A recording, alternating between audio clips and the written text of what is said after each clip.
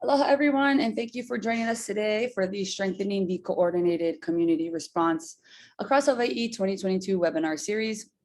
Today is our last presentation titled Understanding Intimate Partner Violence, How to Approach Calls and Stop Falling for the Magician's Tricks, presented by David Thomas. Before we get started, I would like to go over, my name is Makmaina Mahoy, and I will serve as your folks' facilitator and moderator for today. Before we get started, just want to go over some housekeeping and some thoughts. This series was created as an effort informed by the domestic violence fatality review stakeholders from across the state and is presented through a partnership between the Hawaii State Department of Health and the Hawaii State Judiciary and provided by Hawaii Public Health Institute. We'd like to thank our sponsors and partners, the Hawaii Public Health Training Hui, the Western Region Public Health Training Center, and the Public Health Learning Network. Some Zoom housekeeping. All participants are muted upon entry. For any questions or comments that you have throughout the presentation, please utilize the chat box or Q&A boxes located at the bottom of your screen. This webinar is being recorded and will be posted on the Hawaii Public Health Hui's YouTube channel, as well as shared with you folks in the Mahalo email shortly following this presentation. Here are our 5 continuing education credit topics that will be provided. CHES, registered dietitians, social workers, legal credits have been provided for this training series, as well as CSAC credit hours. For those who are requesting continuing education credits, you must register and attend today's training. Feedback surveys will be emailed to you all folks shortly after this training has ended. The deadline to complete your survey will be next week, Thursday, June 9th by 5 p.m. For those who are calling in today, please email me at makamai@hifi.org, including your name and your phone number that you used today to join us. And certificates of attendance will be emailed to you folks by June 15th. So without further ado, let me introduce you all to our guest trainer today.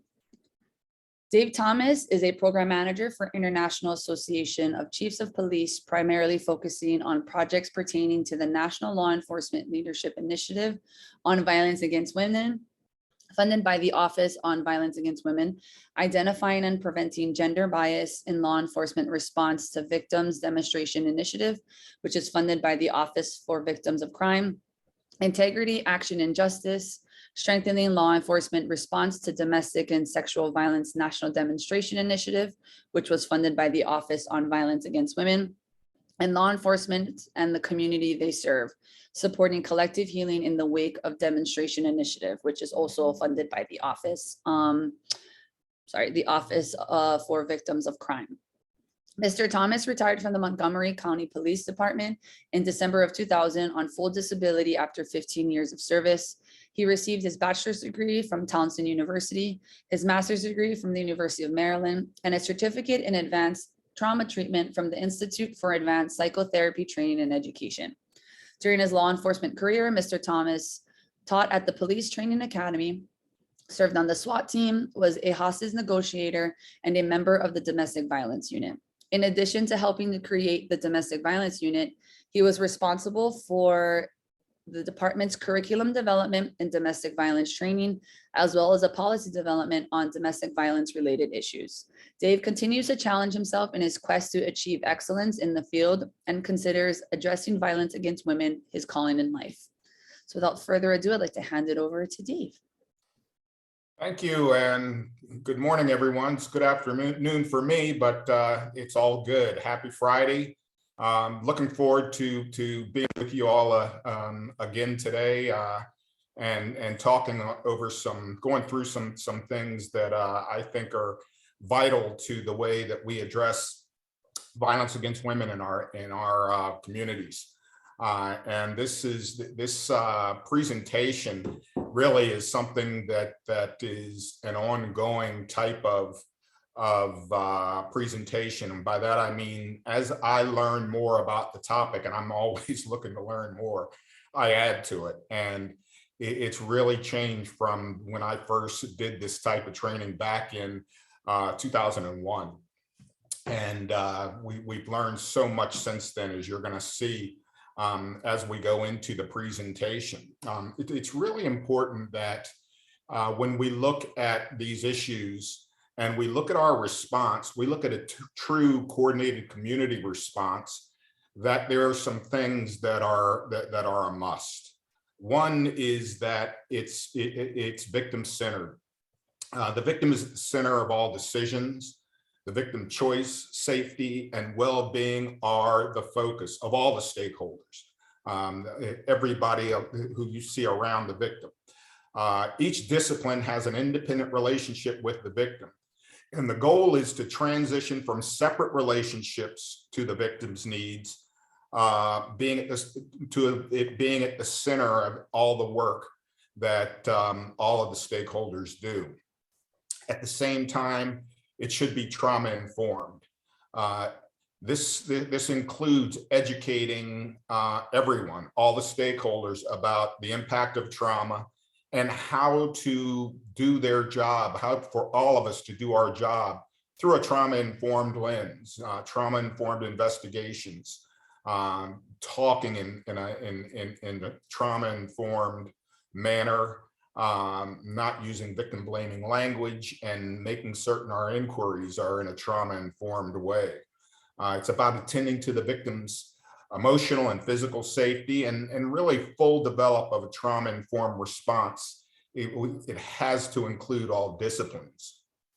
And with each victim interaction and case decision, personnel really need to ask themselves and their teams, will this action, will my decision, will any statements I make support that victim's ability to participate in the criminal justice process? Will my actions, my decisions, my statements create a barrier to the victim? And in looking at this, we have to look and see, are we providing for the critical needs of victim? And these are the 7 critical needs of victims. These are the 7 critical needs that we at the ICP worked on through a Department of Justice grant for the Enhancing Law Enforcement Services to Victims of Crime. Safety, that the individual's physical, emotional, and psychological safety, making certain that they had support in negotiating the criminal justice system, making certain that information to victims and survivors is about the process is provided in a way that they can understand it, making certain that they have access, and this means language access. This means elimination of any barriers, including physical barriers. Is there a continuity? Is there collaboration between the stakeholders to make certain that we're doing everything we can in concert for the victim? Encouraging the victim to ask questions, and inviting them to participate, not only in the process, but also in things such as, in work I'm doing with agencies, I'm getting them to have victims look at new policy and look at new procedure and get their input on it, right? Because they're going to invariably be able to see things that I'm not going to be able to see, and I need that input. And then justice, that offender accountability, and making certain that we do all we can to keep victims safe. And when we look at this, it's important to this trauma-informed response and the new technology that's available to help us.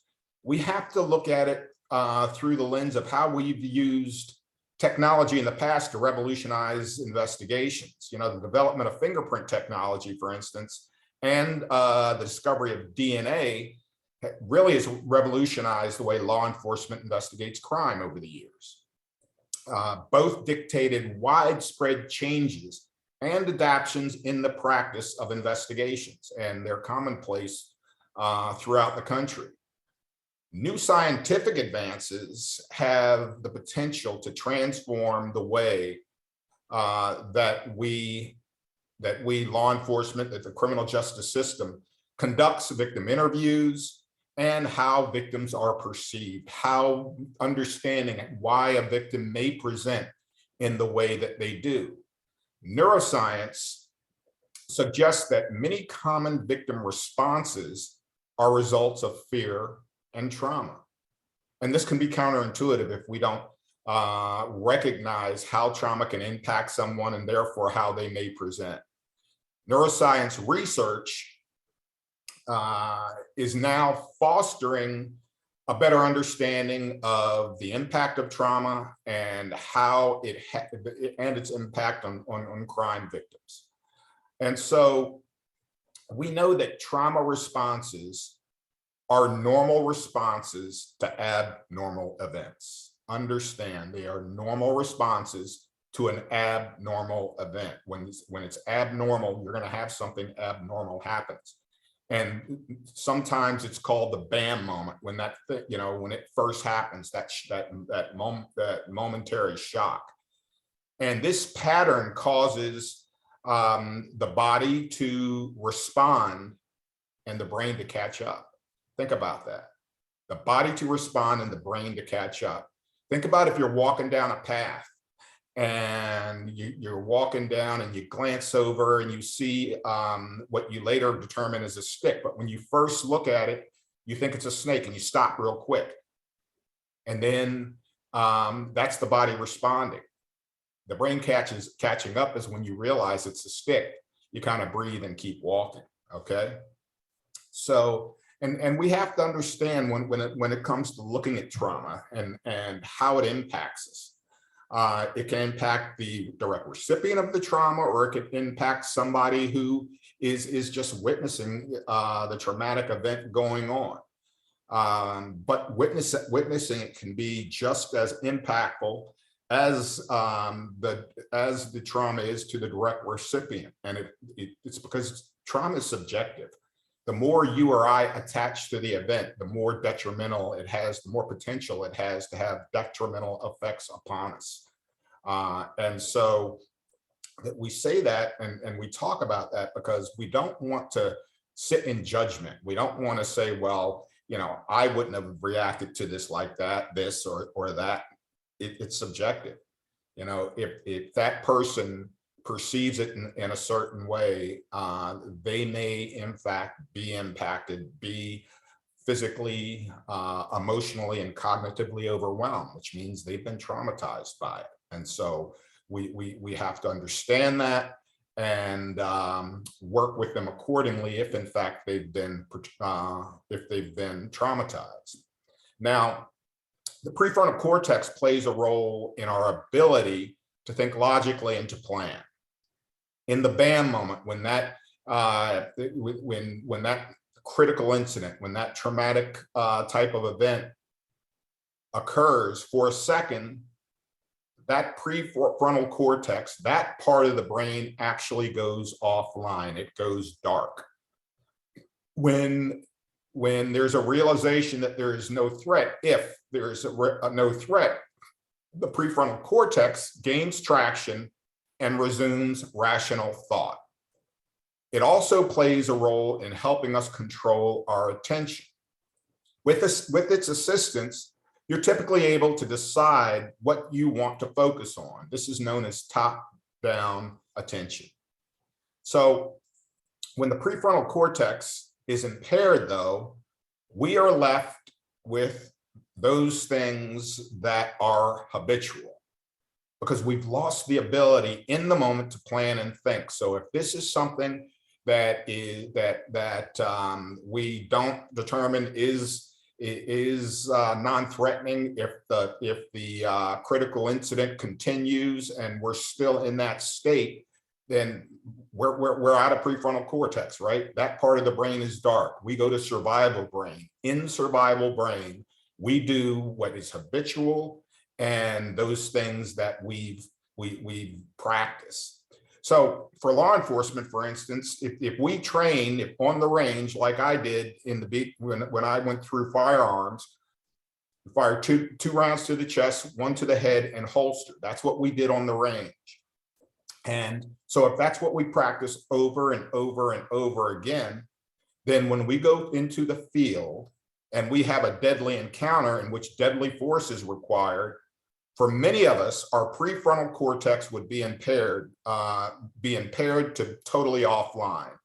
And we would habitually fire 2 rounds, 2 to the chest, 1 to the head, and holster. And we'd fire 2 to the chest, 1 to the head, automatically holster, whether the threat was neutralized or not many times, right? Because that's what we practice. And we even found with soldiers going to Iraq, they had to change some of the training, just like we've had to change some of it in law enforcement. We adjusted it for law enforcement to fire until keep their firearm up and fire until the threat is neutralized. For Marines going to Iraq, they were actually out on the range. When they were on the range, they practiced, they fire to their clip was empty.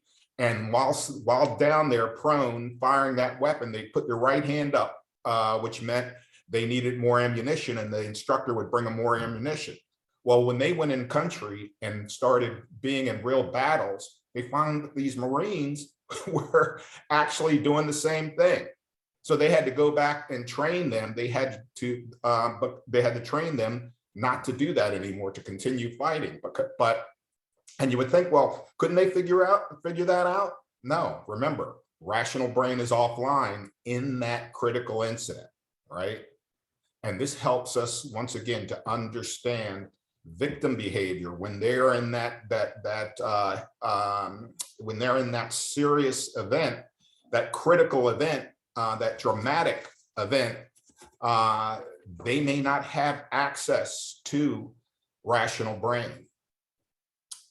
The part of the brain that helps us to plan speech is called Broca's area. It's located, it's part of the prefrontal cortex, and it is impaired during a traumatic event, sometimes to the point of essentially also being offline. So the individual may not be able to speak at all. They may have limited speech. They may be able to make simple statements depending on how traumatized they are by the event. A victim may only express simple statements or habitual speech when their prefrontal cortex is impaired by trauma. Simple exclamations like no, stop it, quit it, or maybe nothing at all. Remember that habitual behaviors in intimate partner situations frequently relate to implicit refusals rather than explicit refusals. And so you might not have much speech at all, much more speech in those situations either. When logic shuts down and the ability to speak has turned off, all that individual may be left with is habitual speech, if anything at all. So once again, where is the victim during the event? Where is their brain? What are they able to do? When in our questioning, when we start to work with the victim and we start to realize how traumatized they are, we can start to explain why their reactions, their choices were what they were. And then, we have to look at what do we do as in law enforcement? We ask direct questions. Well, direct questions may ask information that was peripheral to the victim's experience and therefore not encoded. Think about it. What happens during a traumatic event, we tend to concentrate on that which is central to our survival. Any officer who's been in a shooting, on a line of duty shooting, will talk about tunneling. That's where the term tunnel vision comes from. You really don't care what's on your right or your left. You're looking at the threat to you. I was in 4 line of duty shootings, and I can tell you this happened to me. A lot of other things happened. I didn't hear any of the rounds go off. I shot until I was dry and kept dry firing. Didn't even realize the weapon was empty. All kinds of things. I definitely didn't see anything to my left or to my right. Talk to an officer who's been in a high-speed chase, right? And they'll tell you the experience of, concentrating on that vehicle that they were chasing. And if you were to ask them, how many cars did you pass on your left, your right, they'd have no idea. Why? Do you think that was central to their survival? They thought at the moment. And so it really didn't matter, right? And so the victim, though, if we're asking for details that really don't matter, the victim may begin to feel stressed out because they can't answer.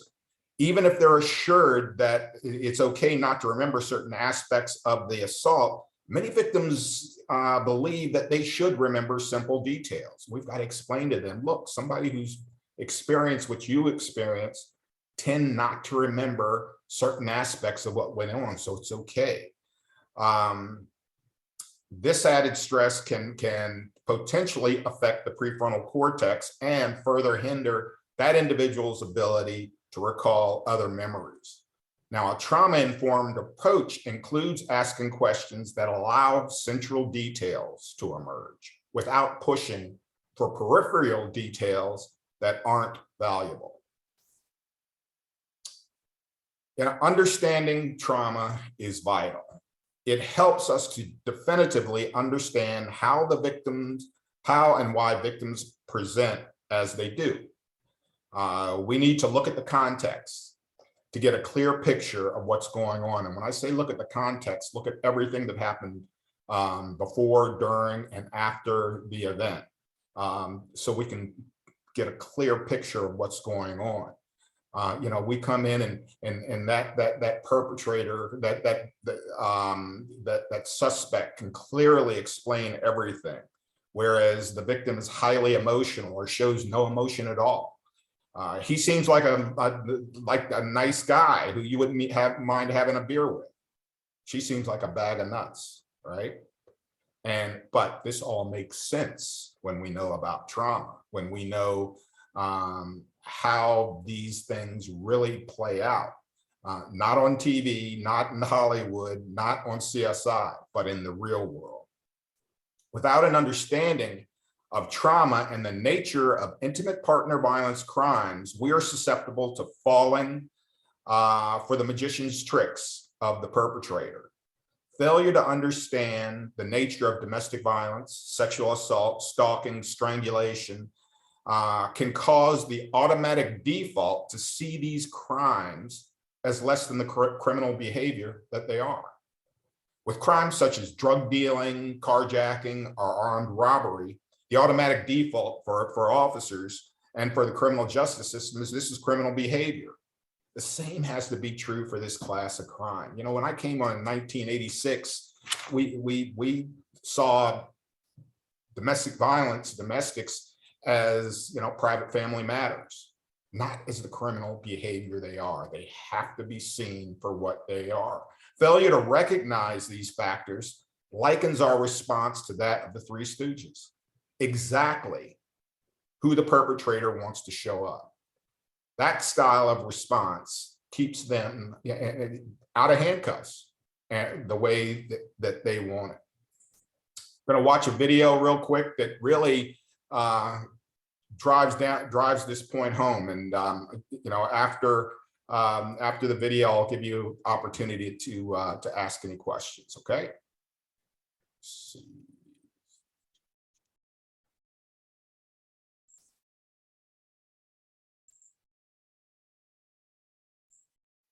Oh, sorry.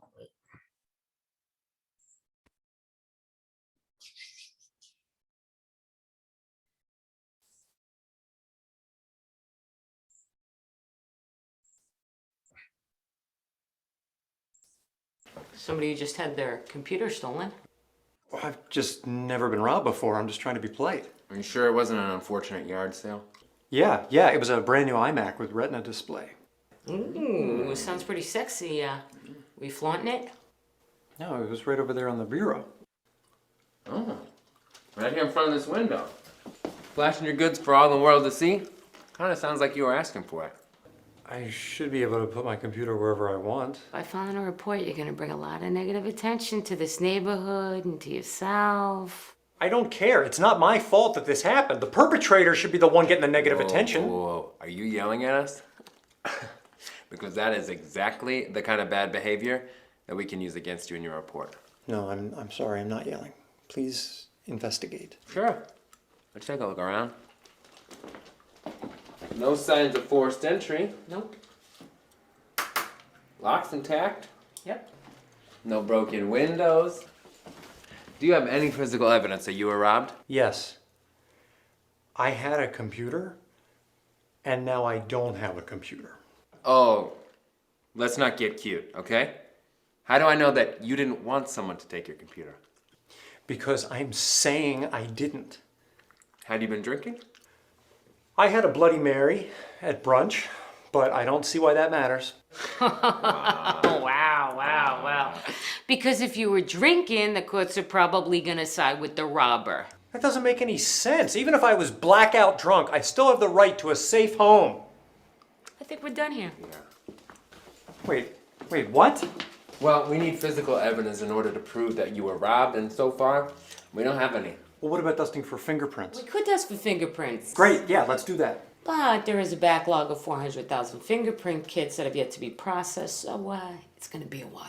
This is ridiculous. And even if we did find the perp at this point, it would be a real he said thing. What? Yeah, so you ready to drop this thing? Yeah. No, absolutely not. Someone was in here without my consent and they took something that I'll never get back. I feel violated. And by not doing something about it, you're letting him go free so he could do it to other people. Look, we can tell you're upset. So we're gonna file a report, don't worry. If I was you, I'd maybe get an alarm system, some security cameras, keep your blinds closed, hide all your valuables. Buy yourself a gun, take some self-defense classes, make sure you get a big dog, make sure the house is never alone. God, this whole system is set up against the victims. Hey, robbers will be robbers. I'd like Whatever that it is. tea now. No, there's no tea here. Oh. Be great. Not water. Water would be great. Thoughts?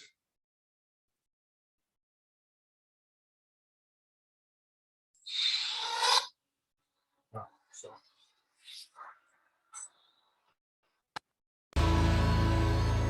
There we go. Anybody have any thoughts or comments? Dave, some of the, the comments are saying like so sad, lots of victim blaming. Yeah, those are some thoughts that folks are resonating. And someone says hilarious, but seen it before, but it's always good. Well, and hopefully you can see the parallels. I mean, satire is a great way to really drive home some of the points, because this historically has been in a lot of ways the way victims of sexual assault have been treated. And so, and it tells us we have to, all of the interveners need to come in with the right mindset, including thinking ahead and matching our response to the nature of the call. With intimate partner violence, it really requires we realize that that these are course of conduct calls, where we must look at the context. Case in point, I don't know how many of you all are familiar with the Gabby Patino case. This is the case that occurred out in Utah.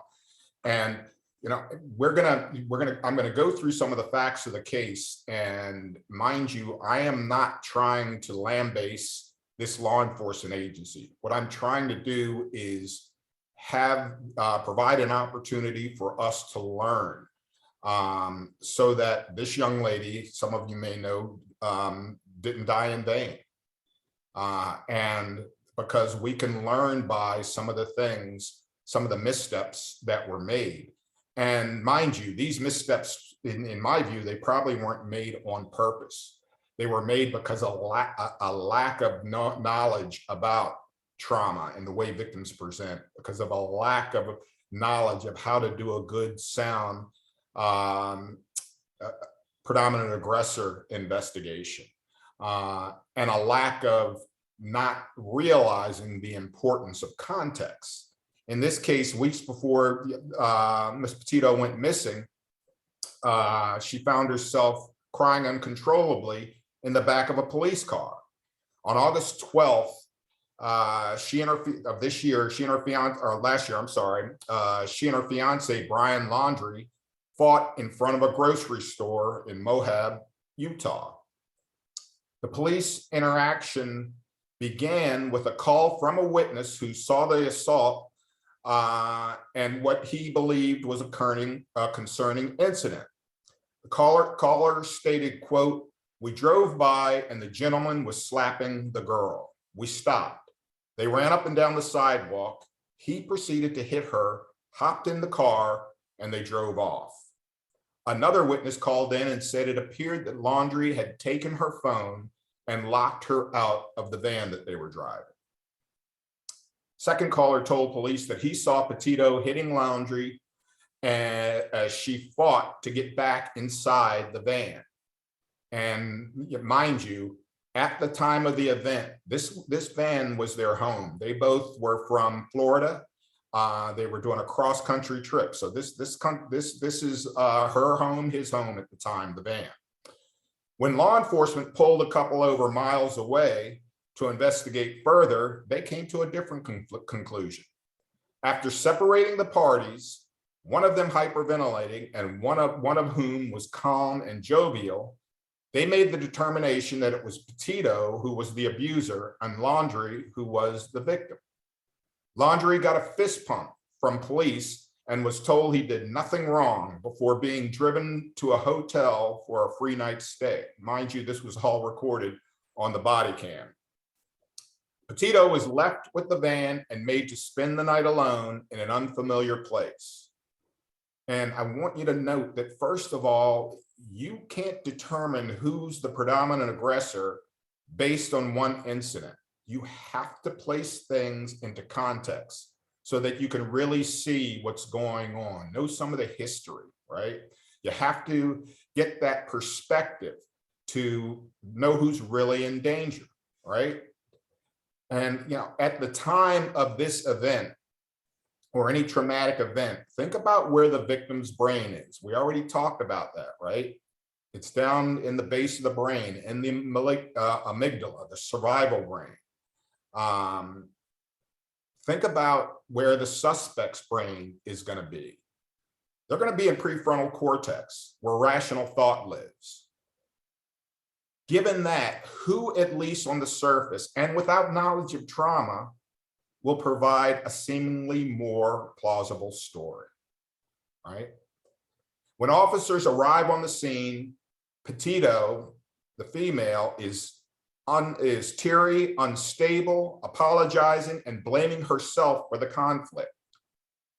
Those of us who know about these types of investigation, those of us who know about intimate partner violence, know that victims in these cases often admit, all the time, for the most part, admit not only all of the behavior they've been involved in, whether it's criminal or not. They said they admit things that may be detrimental to their side, but they admit everything. So she's apologizing. She blames herself for the conflict. She explains that she's upset because Laundrie locked her outside of the van and says he pushed her and grabbed her face. When she is demonstrating this to the officer on the scene on the body cam, you can see she's grabbing her face in the area under her chin. And those of us who've done a strangulation investigation can see that that is an area which strangulation occurs. In fact, the injury that she had is consistent with a thumbprint type of bruise from being held tightly and the pressure of the hand around the neck. She admits she got physical with him too. She says she slapped him and hit his arm to get his attention while police were driving up behind him. He, on the other hand, comes off as the more reliable narrator. Upon being asked, he tells the officer he doesn't have a cell phone, yet moments later, he's seen pulling a cell phone out of his pocket, appearing to read a text. In a friendly, relaxed tone, he tells police that he was only trying to get her to calm down. Think about it. She's not his child, right? He's pulling out the man card. He had to calm her down. He had to settle her down. That's why he says he took her keys. Mind you, this is her van. This is not his van. So he's taken her vehicle, which is their home. He's taken her key, he's taken her phone. She scratched him while she was trying to get the keys and get back into the van. Habitual behavior, right? Fight or flight. It's engaging in something that's habitual and reflexive to deal with the traumatic event. The primary officer observes laundry, in his view, is the only one with visible injuries, the scratches. He concludes that laundry is the victim. And think about it. Have you ever injured, for the officers out there, or if you talk to an officer, ask them if they've ever injured someone during arrest and had no injuries. I know I certainly have. Petito has been deemed the aggressor. Yet when we delve deeper and watch the body cam of one of the secondary officers, we see that officer, as I mentioned, notices the marks on Petito's face and upper arm. She states she got them during the altercation when her face was grabbed, when asked by the secondary officer. Before coming to these conclusions, before the officers come to their conclusions, upon which he states he utilized a totality of the circumstances approach, we also learned the primary officer did not talk to the witnesses at the scene who made the 911 calls. Totality of the circumstances approach is one in which we look at all available information. He never at the time tried to ascertain that information from the initial witnesses that caused a traffic stop in the first place. The primary officer deems the call middle emotional, in which the parties need a health break. So that's what we have there. It's strewn with things that could have been done, but the officers weren't trained in that manner and really didn't know what to look for and what to listen for. These crimes, the reality of these crimes is they're not incident based. In other words, it's not like a traffic accident where you're just investigating the accident. You have to realize there are many things often that precede this that have something to do with it. In other words, you have to look at the context. We have to realize that there's often multiple concurrent crimes. Not only did you have simple assault, you most likely had a strangulation investigation that was done. That we have to look at the traumatic impact. That we have to realize that there's usually going to be minimization by both the victim and the perpetrator. That they're unreported types of calls, and that individuals who engage in this type of assaultive, abusive behavior are serial in nature, right? Who engage in this type of criminal activity. And if you know anything about criminals, then you know that most criminals are serial offenders. You know, when I lock somebody up for shoplifting or petty robbery or drugs, first of all, it's usually not the first time they've been locked up. And second of all, they're not going to quit engaging in criminal activity because they got locked up. They're not going to have a come to Jesus moment and never commit crime again for any crime. So it's not surprising that this is the same here. We have to recognize that, the victims that we come to deal with is not going to be the perfect victim. And there are many reasons why. They're trying to navigate a very dangerous environment and so forth. And, being perfect is not something that's going to happen. They're often going to delay reporting because it's often not safe for them to report right away, or they're not even planning on reporting. The events that they're experiencing are traumatic, which causes them to feel threatened, afraid, and reluctant. Many of them feel powerless to stop the violence because they simply aren't able to do it on their own. And many times their perpetrators know them better than anybody and will exploit any weaknesses that they think that they can. Many of these victims may distrust the police because of the experience they've had with the police, or because of what they've been told about what the police will or won't do. And many of these individuals seriously do not want to get their significant other in trouble. What they want is for the violence to stop. Understanding these perpetrators means understanding that they plan their crimes, that they usually commit them when there are no witnesses. They are definitely strategic and calculating. They choose their victims. When we talk about them ensuring that there are no witnesses, we have to understand that when we have somebody, like in this case, who is willing to commit acts of violence in public, if you know your lethality assessment, we know that's an extra dangerous type of perpetrator. And then, if I'm doing the lethality assessment, then I'm adding those other things up to see how dangerous this whole everything is here. And, in this case, no lethality assessment was even done, which might have put things that much more into context. So we have to be aware of these things. We have to know that violence escalates over time if, in fact, nothing's done about it in the interim. And even if it is something's done about it, it can escalate over time. We also have to realize that these types of events, intimate partner violence events, are not only dangerous to the victim, they're dangerous to any intervener, to anybody that challenges that suspect's power and control. Mark Wynn, as you're going to see, tells us that victim safety is officer safety, and it's for a good reason. And this helps to explain why. There's going to be some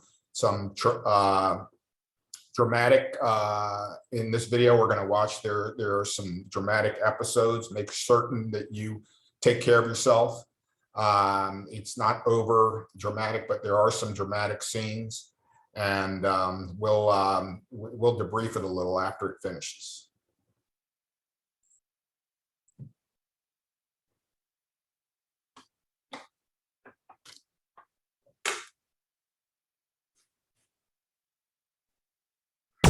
Has he shot anybody? He fired a shot. I don't know if he shot or not. And he just choked me. And I'm afraid for my son and my baby. Please hurry, please. Oh my God! Where are you at? Victims of domestic violence, they're like a prisoner of war. Officers have to understand that either you're our knight in shining armor or you're our worst nightmare. The police are on their way, okay? The question is, when do we change the culture and all stand up and say that violence against women is something we're not going to tolerate in policing?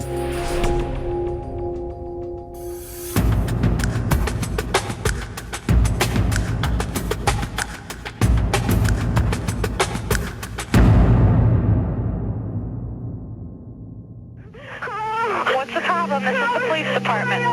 What's the problem? The very moment the radio dispatch comes in and the dispatcher says, domestic violence call, something happens to you as an officer. Who has a gun to your head? You start to think about your own survival.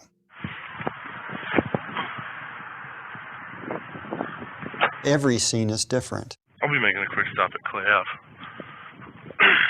For the police officer who is approaching that front door, it's the unknown. The offender comes in all kinds of flavors, from walking out to sticking their hand out and shaking hands with you like they're a real estate agent when you pull on the scene, to someone who's standing on the front porch waiting for you to get there so they can tell you you can't come in my house, threatening you with a lawsuit and saying they're going to have your badge, or somebody that's going to meet you with a gun or a knife.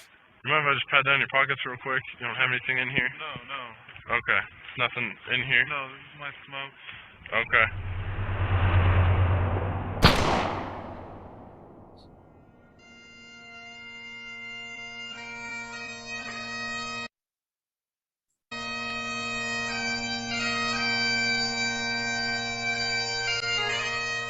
We have buried U.S. police officers in this country for over 300 years, killed answering calls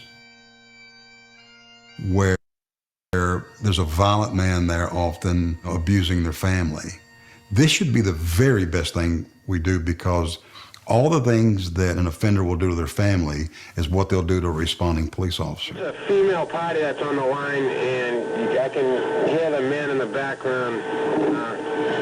It's very important to have as much information as possible before rolling up to the scene of that domestic violence. Information like, have we been here before? Have there been arrests here before? If there's been arrests, who are the occupants? Are the occupants wanted? Is there any warrants for those individuals? Is there any mental health information that our officers need to know? It's amazing officers don't get hurt more often than they do. You know, people are emotional, the police are in their house. Almost always there's substance abuse issues there, some type of intoxication, or somebody's drunk, high. You know, really teamwork is probably the biggest key to safety when we're responding to these kind of calls. The more people we have, the safer we're going to be.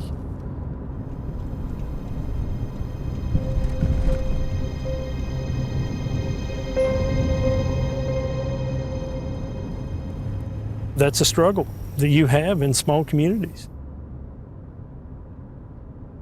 You may not have backup for anywhere from 10 to 30 minutes. You run into issues of radio contact.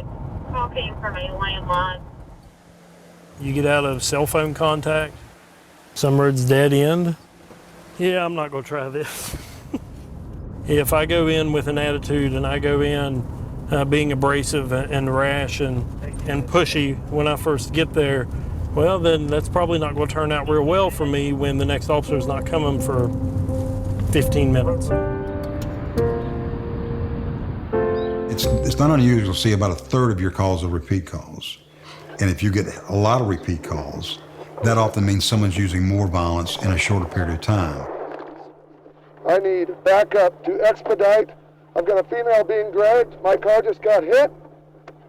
One more time. Post Falls 1138, we're northbound William. A female is being dragged. I have actually talked to officers who told me, I got familiar, I knew the guy, I'd been there 3 or 4 times. I decided to pull in the driveway.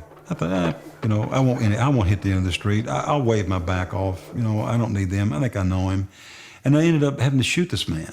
I've had officers tell me that on domestic violence calls, because you think you know someone, and again, what you don't know is the dynamic of that family at that moment when that victim called the police. Hey, what's your dad doing? He's killing my mom. With what, honey? With what? A gun. When you talk about victim safety, you've got to talk about your own safety as well. You can't separate the two. Which means you've got to ask the victim questions you might not have asked in the past, like, has he ever threatened you or your children with a gun? Do you think he might try to kill you? Has he ever assaulted you while you were pregnant? Has he ever strangled you? Has he ever forced you to do something of a sexual nature against your will you didn't want to do? I mean, these are questions that may not have relevance to the very moment that you were there about the assault, but the context is critical. We should always assume that there might be some type of weapon. Add alcohol and drugs, and then you have a volatile mix. Are you following me? Oh my gosh! Where are you at?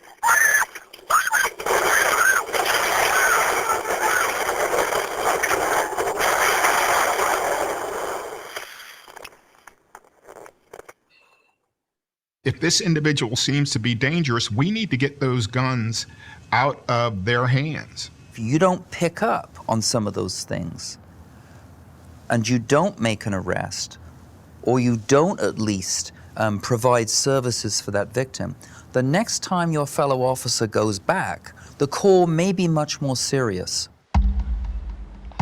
Your fellow officer may be under greater threat of either violence or homicide. All right, here we go. That situation is still ongoing. Has a DVPO come down? That's the one we discussed last night about where she's staying at. So when y'all serve him, that's got child custody in it as well. If you're offering any kind of service, a protection to a victim of domestic violence, you're now a problem for the offender. Be safe. Just need to pay attention to what goes on in your surroundings and tactically aware. If we just assume that these men kill out of a sense of power and control over women, we miss the complexity, because often they kill when their power is ebbing, and often they kill when they feel they're not in control. Usually these folks are really emotional. A lot of times this is the first notice that things are serious. So they'll do what they can do to try to avoid service. My mileage is 675, and I have other units here with me serving.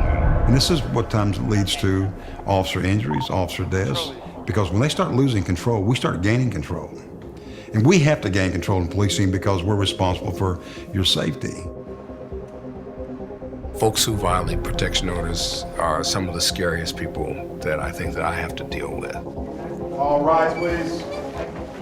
If he's out to get you, he's out to get you, and he doesn't care about that order of protection. That's just a piece of paper to him, you know, until you're cut up or beat up, and then somebody shows up to help you. The threat before this threat is what's worrying me, though. What was that threat? That if I ever was to get another protection order against him, that he was going to make it worth it. If you've got protection order violation, if you've got a bail condition violation, if you've got someone who's thumbing their nose at a sanction that a court's levied on them because of domestic violence, that's a high indicator before you even arrive on the scene. He told me that he would kill me and hide the body and act surprised when the police came. He had told me before that the police were nobody special, and he didn't have any problem standing up to them. Domestic violence offenders coerce and threaten, intimidate victims. Why do we think that offender wouldn't use those same tactics on a responding officer? Let me isolate the officer. Let me intimidate the officer. Let me coerce the officer. Let me threaten the officer. Let me assault the officer. Let me use my kids against the officer. Let me use my wife against the officer. Please don't take him to jail. Don't do this. We'll lose our paycheck. Let me use everything that I use to keep my family under control, to controlling that officer's response as well. If it works on one, try it on another. Is someone there trying to call for the police or an ambulance? No, that was an accident. No, it wasn't an accident. Get over here. It was, sir. It wasn't an accident. Sir. So what exactly is the problem there? I have no idea. Get over here. The bottom line is, you've got to take each and every domestic violence call serious. You can't lower your guard. You can't minimize. If you minimize, you'll get hurt or the victim will get hurt. And this is something that no officer wants. I'll be making a quick stop at Clay Ave.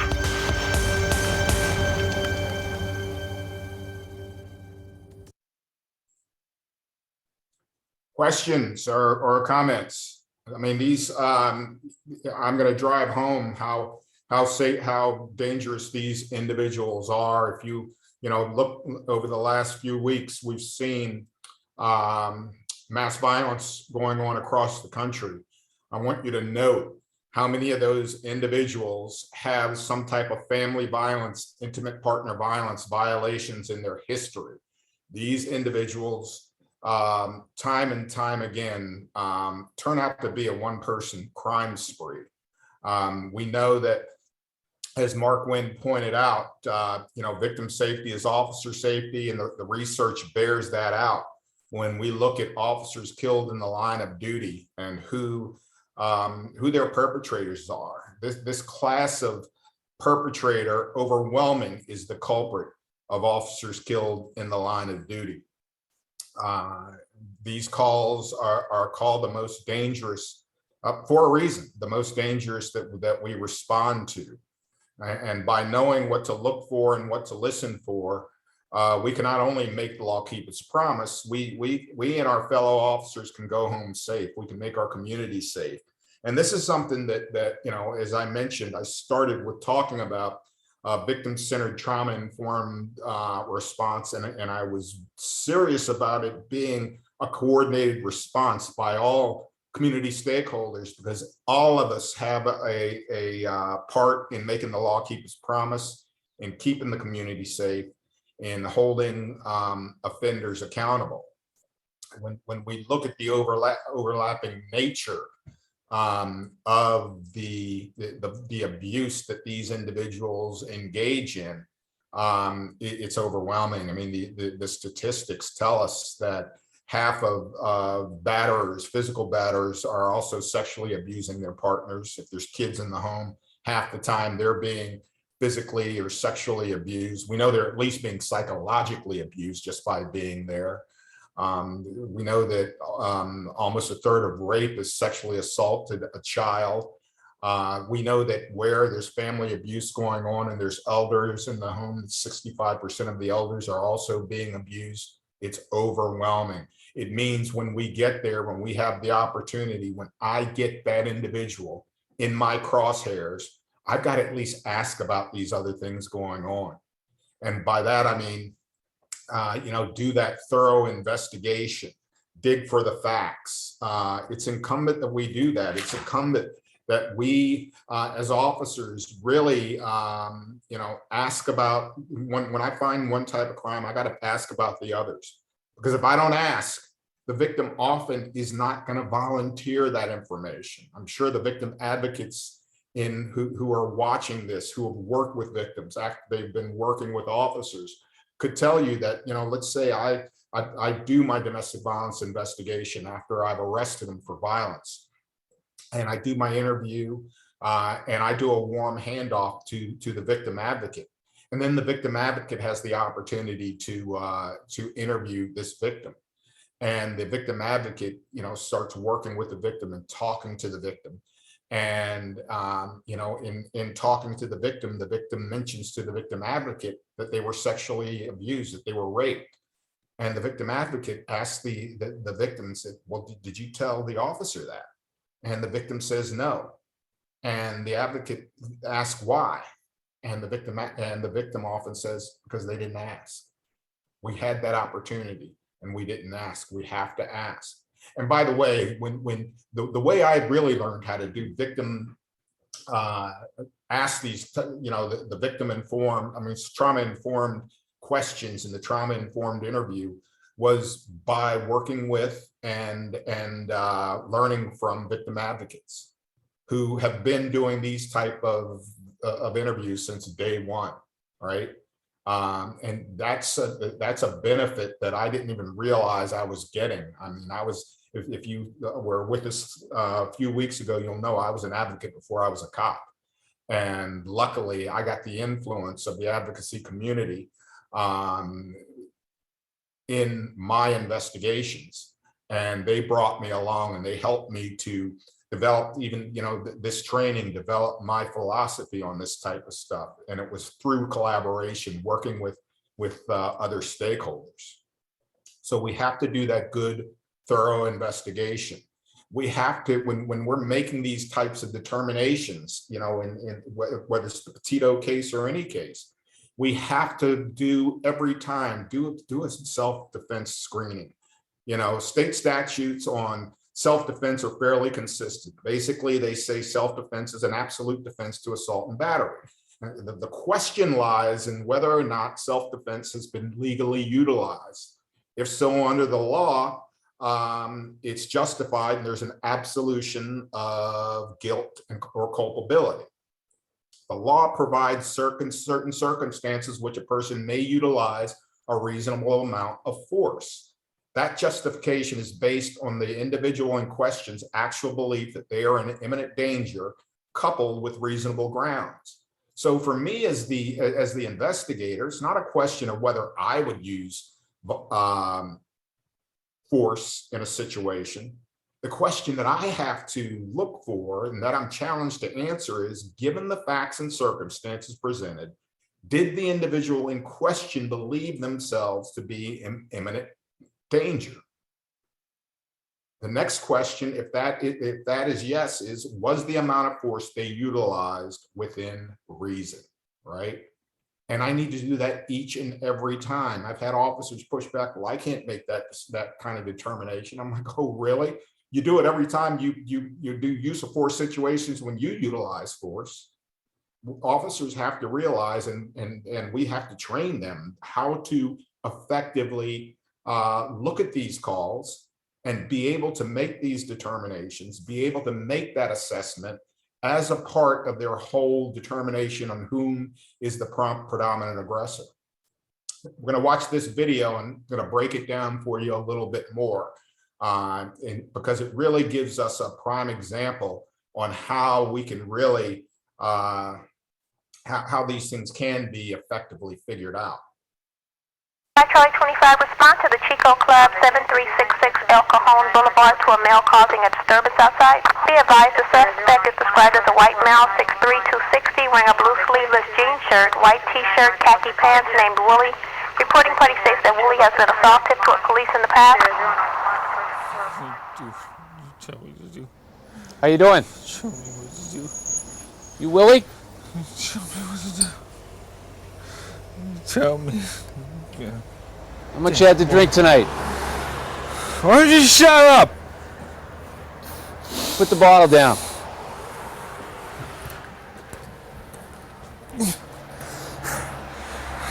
Put the bottle down. No. No. No.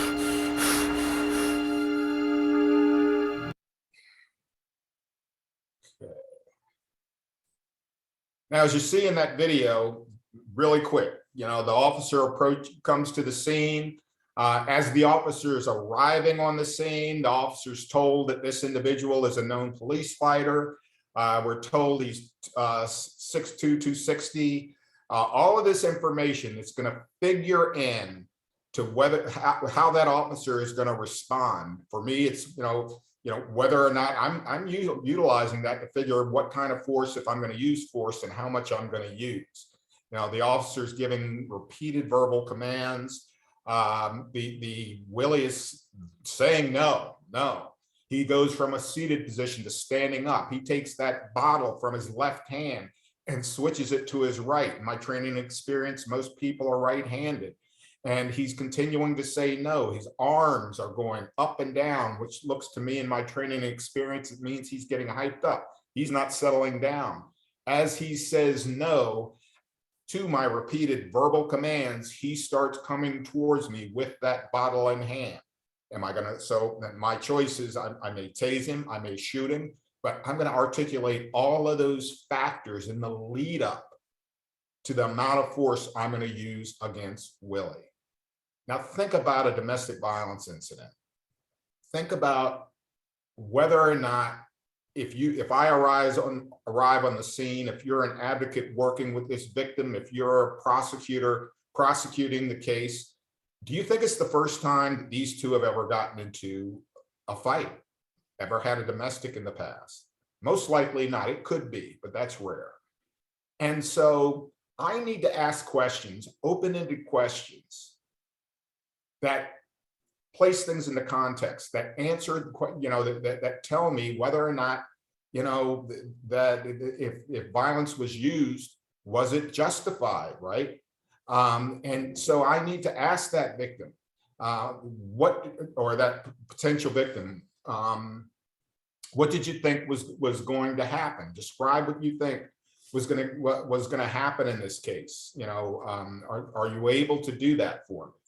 And they may say they're going to have to fill in the blank. I'm not asking them something leading, but I'm giving them the opportunity to say why they did what they did.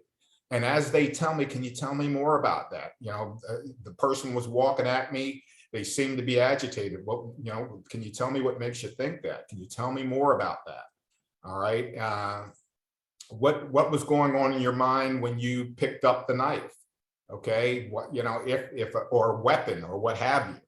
The individual might say, well, I thought that they were going to assault me. What made you think of that? And then they may talk to you about previous assaults, right? We heard the officer getting dispatched to the call was told that this guy was a police fighter.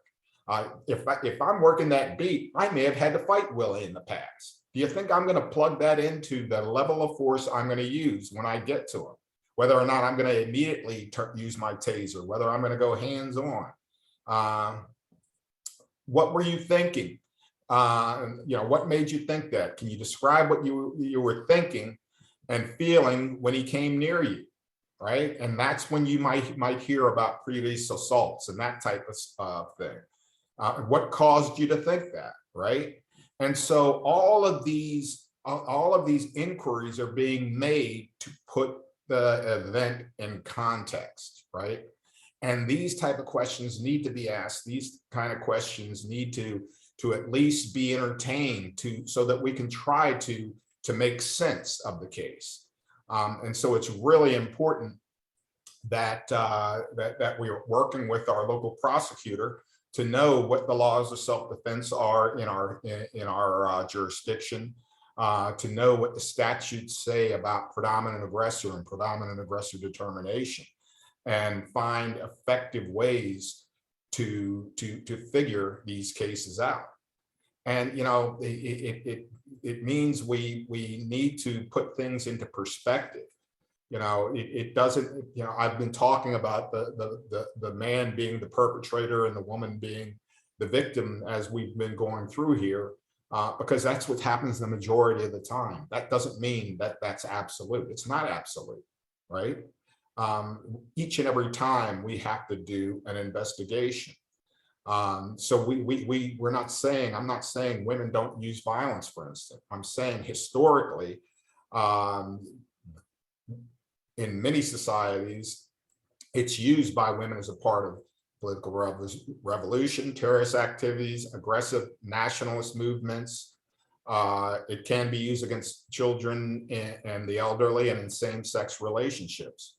But we don't see it used in the majority of relationships, heterosexual relationships. If violence is being used by a woman, it's being used by her in response to violence being used against her first, or being threatened with violence. We know that if it's being intimate partner violence is being used by her, it's also often being used in same-sex relationships.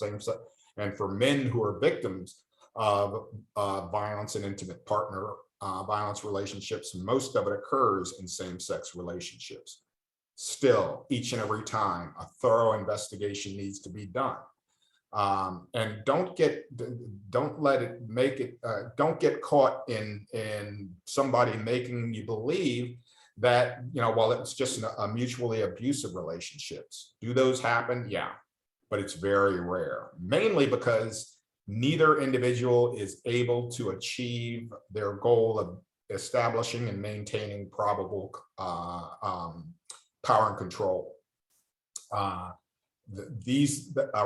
Mutually abusive relationship is an exception to the rule. And then, when I say mutually abusive, I mean there's a level playing ground. There are equal heights, equal weights. They have equal strength.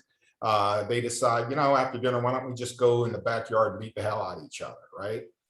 Neither of them is in ongoing fear of the other. Could it happen? Yes.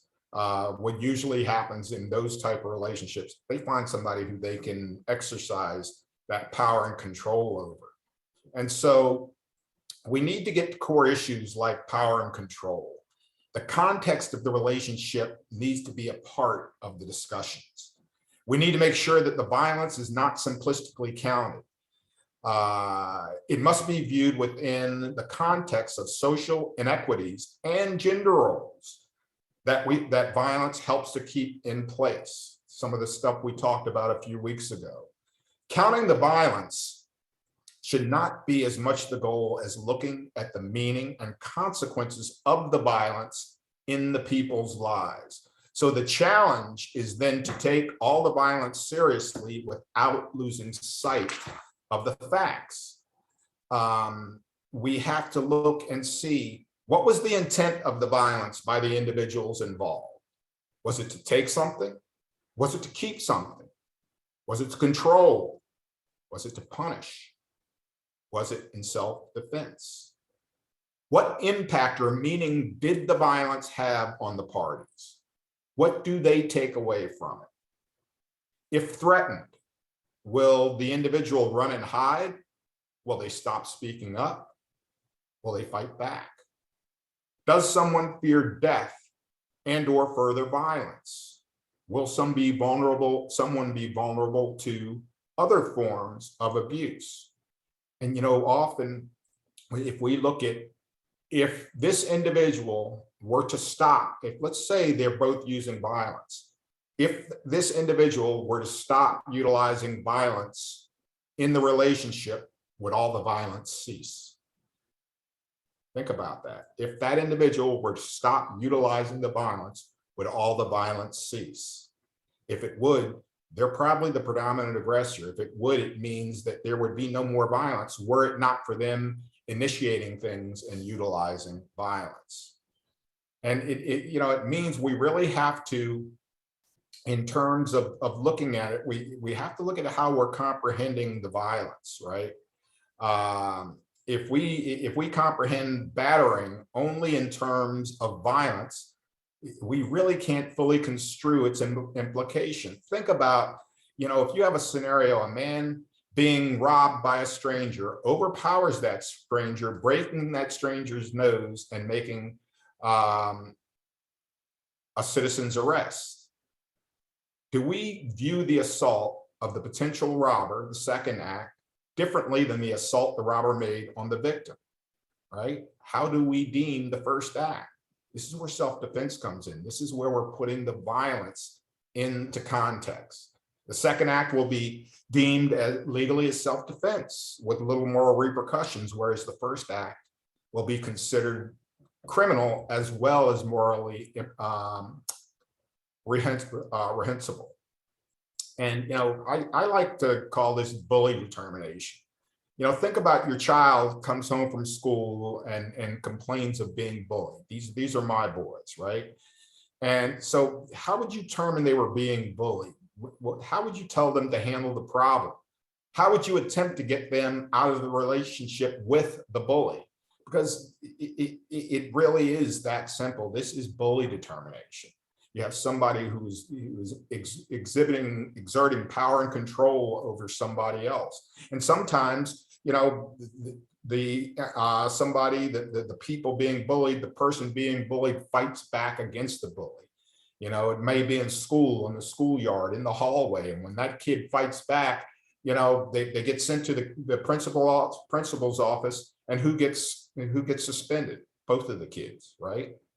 Because there's no attempt to put this thing into context often. Oftentimes that kid who has been being bullied has told people about it. And they say things like, boys will be boys, they'll be fine, they'll grow out of it, that type of thing. And the person finally takes things into their own hands.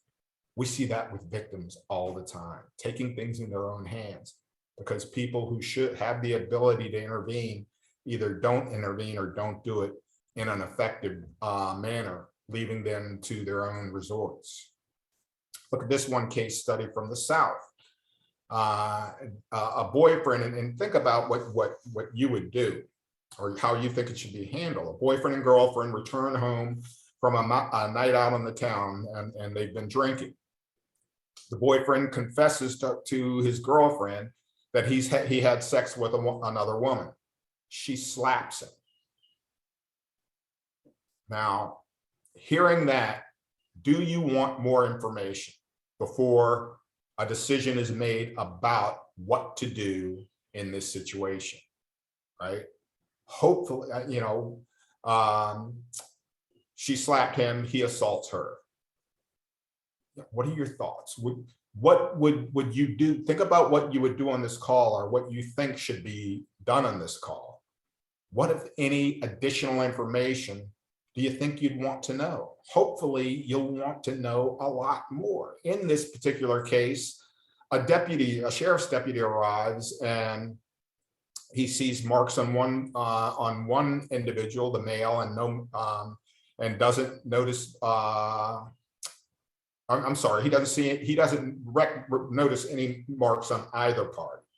The boyfriend doesn't admit to any wrongdoing in this incident at the initial call. She admits to the deputy that she had slapped him. She is then arrested with no further investigation based on her confession. And the following pictures were taken at the jail 10 hours after the arrest. What you see up here, thumbprint bruise. Remember I told you about Miss Petito had a thumbprint bruise on her neck? Remember what I told you it was from? Some people might assume, well, it's a passion mark.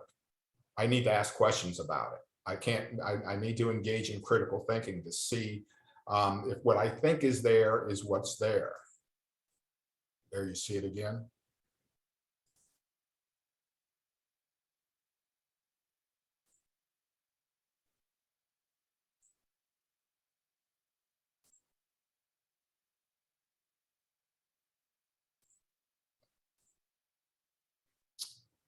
What happened were her parents came to the jail to pick her up, and she was in bad shape. They took pictures and took her to the hospital. She's diagnosed with a broken rib and broken hyoid bone. They call the sheriff's department. The sheriffs come and decide to further investigate. The charges against her were dismissed. He was charged with aggravated assault.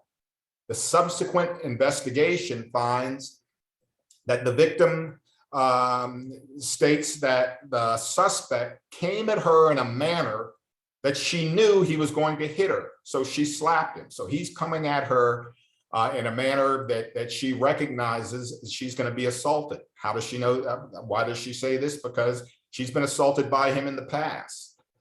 The victim states that the suspect then knocks her to the ground and drags her onto the deck. He kicks her, strikes her, and she is strangled. The assault only ends when the suspect's cousin, who's also on the premises, pulls her off of him off of her. The cousin corroborates the victim's account. We now are seeing what an investigation can do. The suspect, the cousin, was there the first time that the deputy came, but the deputy never talked to him, never said a word to him, never even asked him if he was there during the event. So, we have to realize that things may be stranger than what they seem. We have to make that bully determination. We have to answer those questions. We have to realize that that predominant aggressor is not the party that perhaps struck first. They're the party that possesses the most serious threat, and the one with the greatest ability and inclination to inflict physical injury. We have to get the facts. We have to realize that this is criminal nature and view it as such.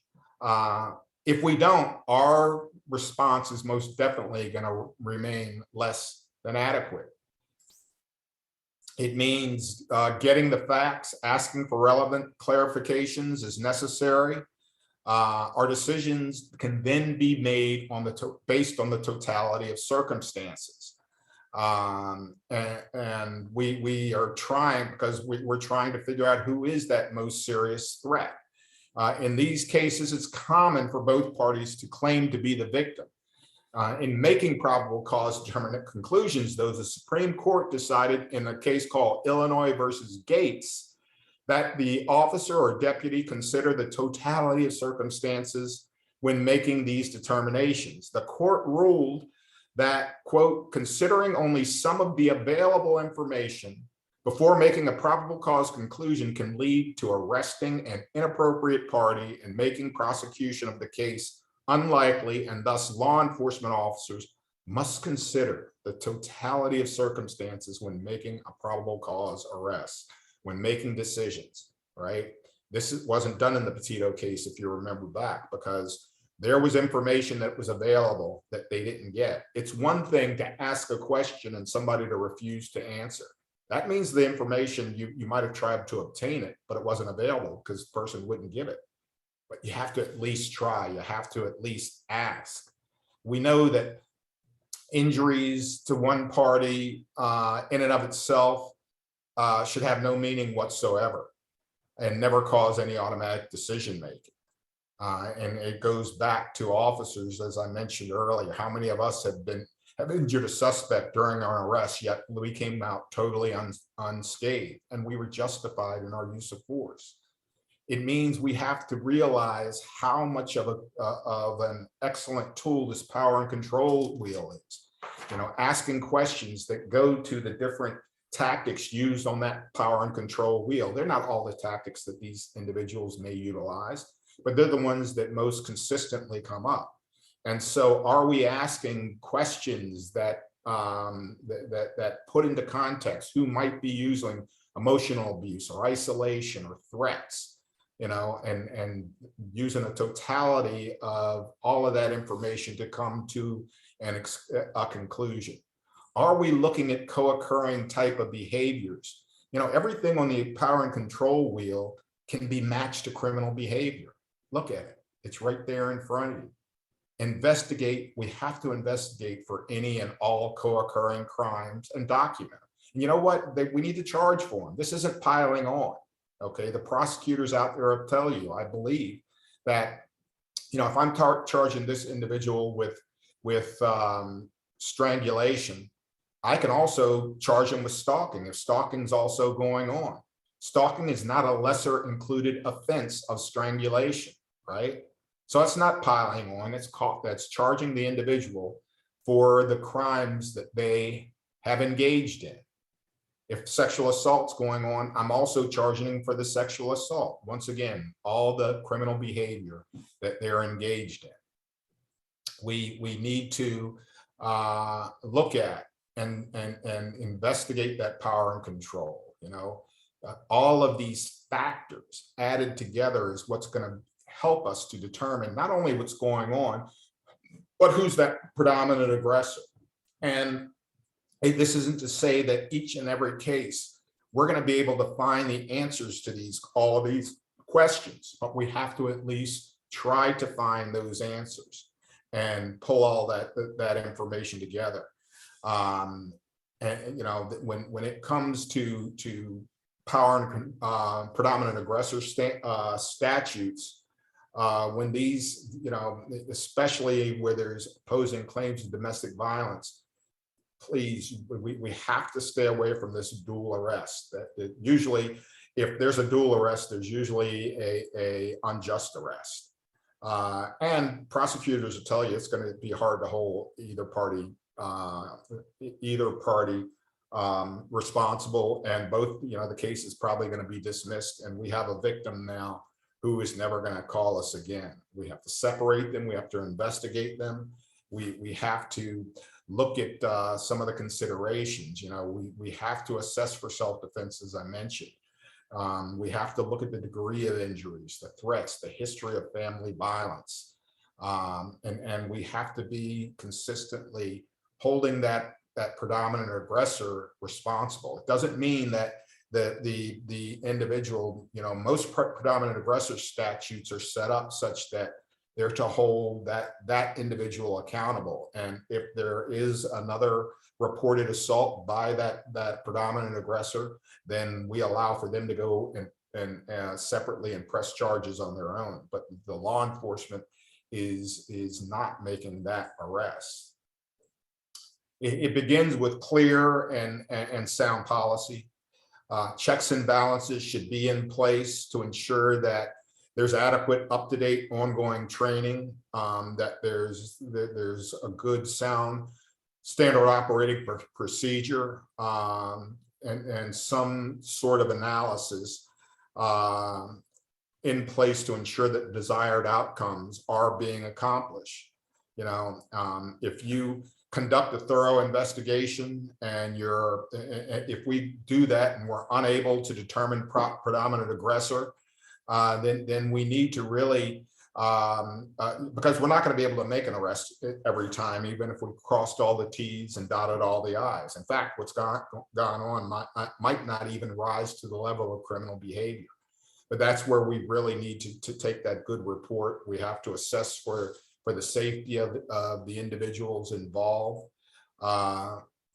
Where we find there's a need for a protection order, we need to help obtain a protection order, and realize that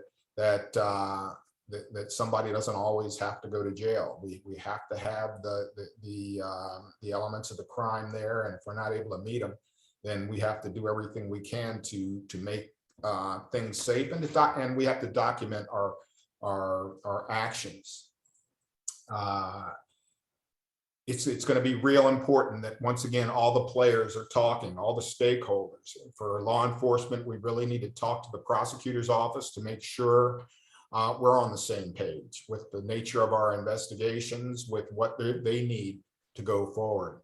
I always ask the prosecutor what you need in the report for us to be successful. What happens when there's a dual arrest. We need to ask advocates, both community-based and system-based, what they hear from victims about types of offensive or defensive injuries, if and why they have ever used physical violence against their abuser, what they think a positive, appropriate response from a responding officer would be. All of this information is vital. All of this information helps us make the law keep its promise. It helps us to best serve victims. A thorough investigation, in summary, really means getting the context and the history. It means, making that self-defense analysis, seeing who's utilizing force and how they're utilizing it, looking at injuries. Are they offensive or defensive in nature? Are we assessing for power and control? And documenting everything we're doing, making certain that we're engaging in those ongoing partnerships and collaborations. We're communicating, we're cooperating, and working in concert. And none of this, going forward has to be done on your own. There's all kinds of resources. At the ICP, we have in our resource library, you see where you can get information. We provide training and technical assistance. We do a lot of work on and training on trauma. I do a lot of training on trauma and trauma-informed investigations. At the national level, Hawaii has, if you haven't utilized their resource library, you really need to. A lot of excellent ongoing self-paced virtual training and online training. Equitas, excellent resource for prosecutors. And all of this is, we're talking free, about as good as it gets. All of these national resources. And as are these, the Strangulation Institute, I also teach for them on doing strangulation investigations, do a lot of work with Spark and training with Spark.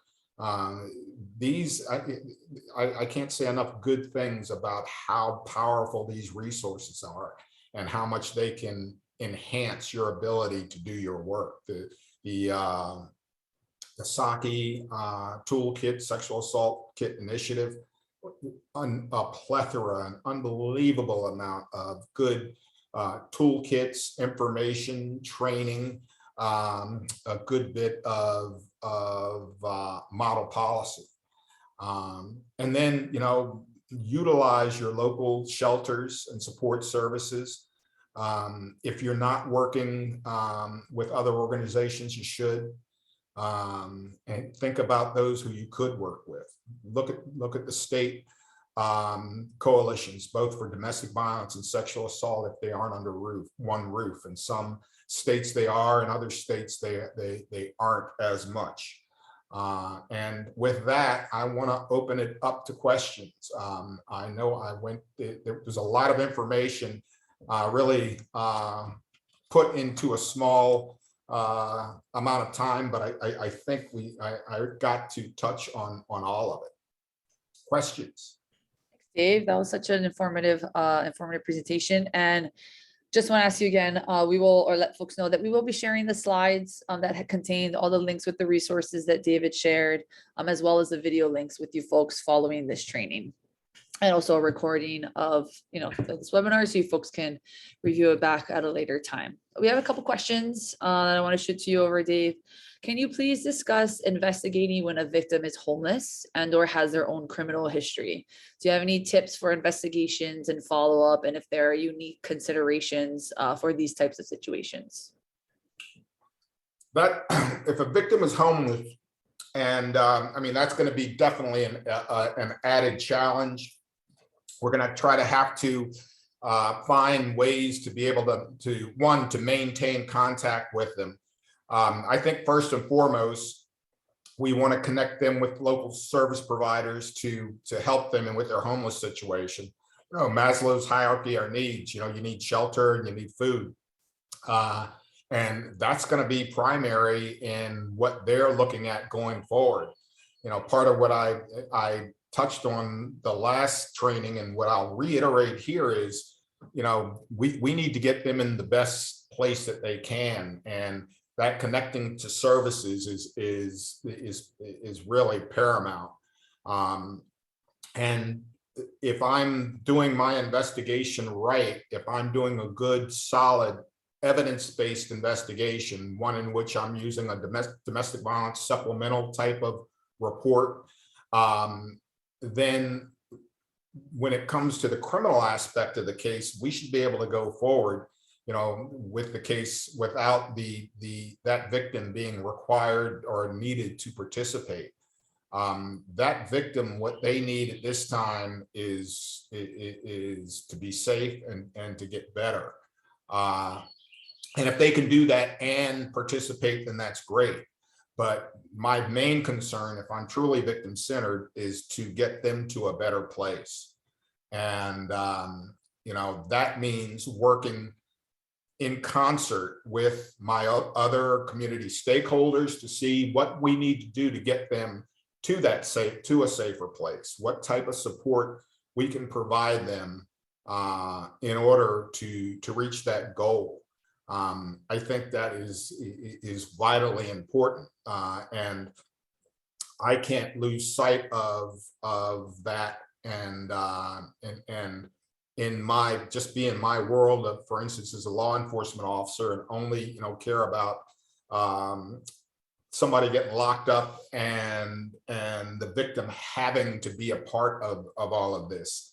I need to understand that might not be what that victim is most focused on. And it's not that victim's job to make the law keep its promise. It's my job to try to make the law keep its promise, and working in concert with the prosecutor. Great, thanks for that answer, Dave. And I saw it in the chat for folks who are interested in contacting Dave. His contact information is right here on the screen. Thomas@theiacp.org is his email address. And then the 703 number that you folks are seeing is his phone number. So just want to point out for those who want to be contacting you after this presentation, Dave. Yeah, you're more than welcome to. Next question. Can you explain how an abuser can be arrested for simple assault if the victim is emotionally abused, including what the officer would look for? Well, it's going to depend on, I'm not as familiar with the laws in the state of Hawaii. I know here in Maryland, the misdemeanor statute is assault and battery. Assault is placing one in fear. Battery is the unwanted touching by the other. Under our statute, misdemeanor statute, it's assault and or battery. So simply by placing that individual in fear, that suspect can be arrested and convicted for that. So it's incumbent upon me then as the investigator to ask questions so I can show that victim was in fear. And so what does fear look like? I'm going to say, what was going on in your mind, for instance, when they came at you in a certain fashion, and or when they put hands on you, or when they were yelling at you, well, it made me cower and go to the corner or something like that. And what was going on in your mind? I thought they were going to hit me or whatever. Boom, I got fear. And so it means doing and asking that individual, placing things in context and letting that victim explain everything in a trauma-informed manner that was going on, and see whether or not I in fact have the elements that meet what's necessary for the crime. That's where it's incumbent upon the investigating officer to know the elements of the crime so that they can ask those questions to see if there are facts and circumstances that they can articulate that probable cause necessary to make the arrest, and hopefully enough evidence to convict.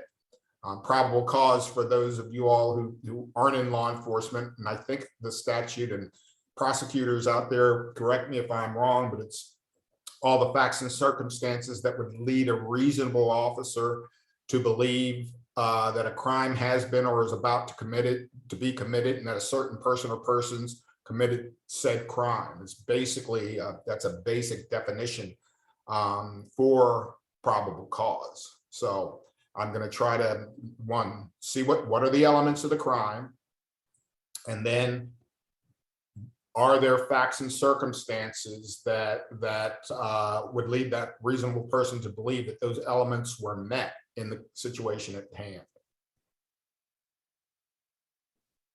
Great, thank you for that, Dave. Just want to remind folks again, too, if any more questions kind of popping up as Dave is answering your questions, please feel free to drop them in the chat. I have a question. So say somebody is just, in public, we see a domestic argument kind of happening and you're just a bystander. What can we, as those who are just watching, like what's the best way that we could diffuse the situation, or what, or is it the idea to call the police right, immediately? Like, what would you say for somebody who's just simply watching, but it doesn't sound very violent, but it sounds like something can be escalating, trying not to be disruptive and or like intrusive? Yeah, I hear you. It's it's, first of all, everybody should do what you do and what I do are going to be different. I've had different training. I taught defensive tactics and physical training for 15 years. I was on the SWAT team and so forth. I may become more intimately involved in the situation than I would expect someone else who doesn't have the training and expertise that I have. So I always tell people, do what you can based on what you have the ability to do. Act in a safe manner, right? Don't, it's in law enforcement, we call it tombstone courage, to get in over your head. So we want to be a good witness. If it's escalating to the point it looks like somebody's going to get physically hurt or anything, we definitely want to make a call. If I'm trying to sometimes it's the basic bystander intervention, right, where I may say something just to deflect the attention of the individual engaging in the aggressive behavior. If I'm walking down the street, something is silly. It's, look, a baby deer. And everybody just kind of like stops and they're like, what the hell is he talking about? But it stops that direct, probably verbal assault that's going on with those two, right? And it makes that individual realize that other people notice what that abusive type of individual notice things that are going on. But invariably, we want to do what we have the ability to do. Try to do what it's safe for everybody involved to do. But do something, and that might be calling 911, sending a text to somebody who can intervene or something like that. I think what we don't want to do, what I is not do anything at all. And sometimes the smallest things can help. Thank you for that, Dave. That's good. That's good feedback to follow should something else like that kind of ever happen.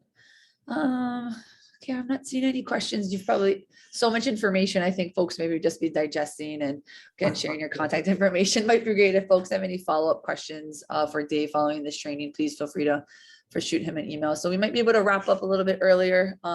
Dave, do you have any last final thoughts before I close out this training that you want to leave our participants behind with?